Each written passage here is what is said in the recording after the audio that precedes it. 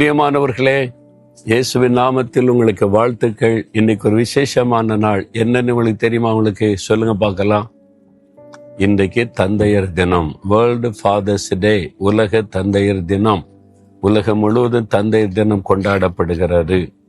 பொதுவா நமக்கு மதர்ஸ் டேன்னா நல்லா தெரியும். தாய்மார் தினம் அப்படி என்பது, அதாவது அன்னையர் தினம் சொல்லுவாங்க. ஏன்னு சொன்னா, நம்ம எப்பவுமே தாய் தான் அன்புல ஆண்டவருக்கு பிறகு பெரிய அன்பு, அவங்க அன்பு தான் சிறந்தது என்பதெல்லாம் சொல்லுவோம். உண்மைதான், அதை மறுக்க முடியாது. தாயினுடைய அன்பு எப்பவுமே வித்தியாசமானது தான்.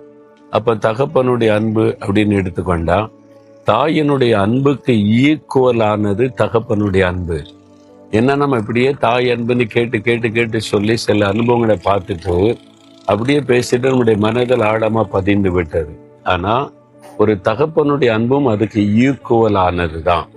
தாயினுடைய அன்பை வெளிப்படுத்துகிற விதம் வேறு, தகப்பனுடைய அன்பை வெளிப்படுகிற விதம் வேறு. அதுல தான் மாறுபடுகிறது. அன்பு ஒண்ணுதான், ஆனா அந்த அன்பை வெளிப்படுத்துகிற விதம் வித்தியாசமானது. ஆண்டவர் நமக்கு தகப்பனா இருக்கிறார்.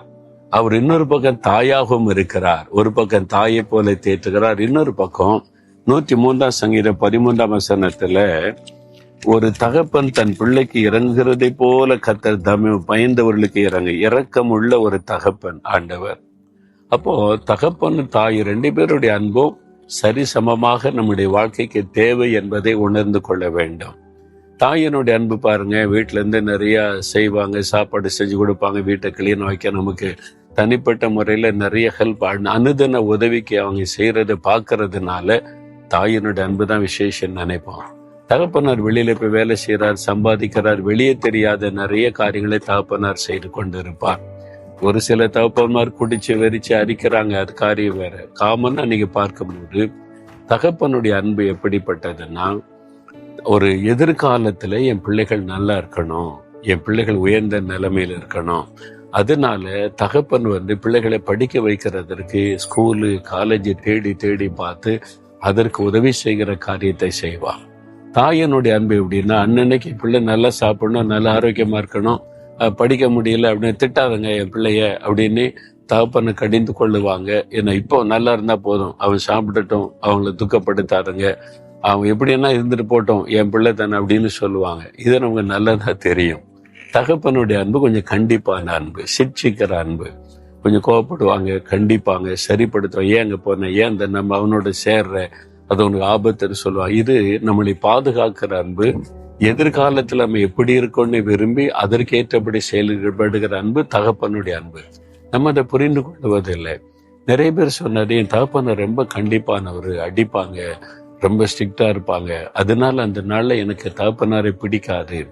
ஆனா இப்ப நான் உயர்ந்த நிலைமையில இருக்கிறேன், நல்லா படிச்சு சாதிச்சிருக்கேன்னா என் தகப்பனாரு தான். அவங்க கண்டிப்பா இருந்ததுனாலதான் நான் இன்னைக்கு படிச்ச நல்ல மனிதனாய் நல்ல உயர்ந்த நிலைமைக்கு வந்திருக்கேன்னு சொல்லுகிற பலரை நான் பார்த்திருக்கிறேன். அப்ப என்ன அர்த்தம், அந்த நேரத்துல அந்த அன்பனுடைய வேல்யூ நமக்கு தெரியாது.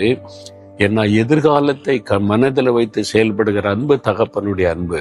அதனால பிற்காலத்துல தான் நமக்கு தெரியும், தகப்பனார் என் மேல உள்ள அன்புனால தான் கண்டிப்பா இருந்தாங்க, என்னை சிக்ஷித்தாங்க, என்னை அடிச்சாங்க, என்னை சரிப்படுத்தினாங்க என்பது அப்பதான் நமக்கு தெரியும்.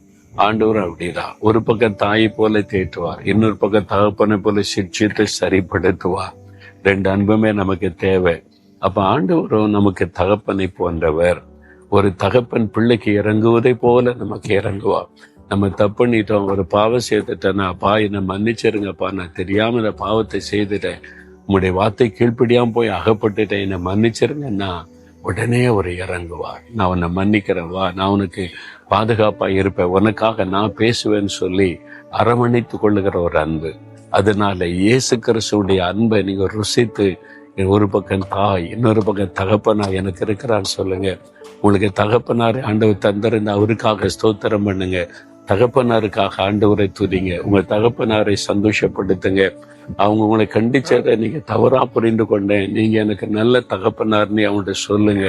அவங்களுக்கு ஒரு தேங்க்ஸ் சொல்லுங்க. அதை பார்த்து அவங்க மகிழ்ச்சி அடைவாங்க. இன்னைக்கு இப்போ உங்க அப்பாவுக்கு நன்றி சொல்றீங்களா? அவங்க செய்த நன்மையான காரியங்களுக்காக துதிக்கிறீங்களா? அவருக்கு நன்றி சொல்லுங்க. ஆண்டவரும் உங்களுக்கு தகப்பனா இருந்த நடத்துவா. அப்படியே சொல்லுங்க, தகப்பனே நீங்க எனக்கு எப்பவுமே தகப்பனா இருக்கிறீங்க, சிட்சித்து போதித்து கரெக்ட் பண்ணி என்ன நடத்துறீங்க, ஸ்தோத்திரம். எனக்கு தந்திருக்கிற நல்ல அன்பான தகப்பனாருக்காய் ஸ்தோத்திரம். அவங்க கடினமா இருக்கிறதற்காய் ஸ்தோத்திரம். என்னை சரிப்படுத்துகிறதற்காய் ஸ்தோத்திரம். நல்ல தகப்பனார் எனக்கு தந்ததற்காய் நன்றி செலுத்துகிறேன். அவங்களுக்கு சுகம் கொடுங்க, அவங்களை ஆசீர்வதிங்க, நீடி ஆயுளை கொடுங்க. இயேசுவின் நாமத்தில் ஜெபிக்கிறேன். ஆமேன், ஆமேன்.